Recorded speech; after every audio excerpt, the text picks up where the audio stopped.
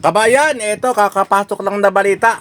Nag-anunsyo po si Pangulong Bongbong Marcos Jr. ngayon lang na di umano ay may makukulong na mga sangkot sa maanumalyang flood control project.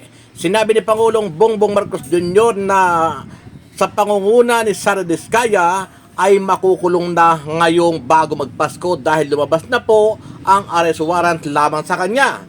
Ang sabi pa ng Pangulo, wala daw po itong piyansa o non-bailable. Ibig sabihin, hindi po pwedeng bayaran ng mga diskaya para sa kanilang pansamantalang paglaya.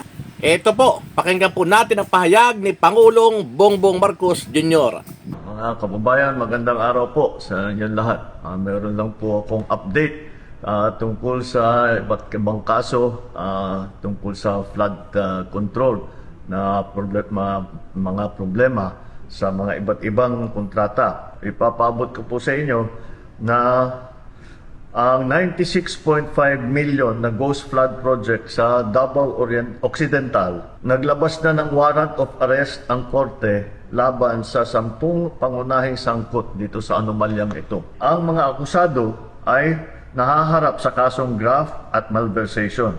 Ito pong mga kasong ito, hindi po bailable ito. Hindi pwedeng bayaran ang kanilang para sila'y makalabas sa kulungan. Kabilang na po rito si Sara Diskaya na sa kasalukuyan ay nasa kustodiya ng NBI. Bukod dito, may 8 opisyal pa ng DPWH ang nagpahayag na kagustuhan nilang sumuko. Ito po ay patuloy namin ang gagawin at simula lang po ito at patuloy namin imbestigahan at kakasuhan lahat po ng may kinalaman sa mga iskandalo na nakikita natin sa mga flood control project. At titiyakin po natin na hindi lamang sila ay makakasuhan, kundi maibalik ang pera ng ating mga binayad ng ating mga kababayan ay ibalik sa kaba ng ating bansa. At maraming salamat po at magandang araw po sa inyo.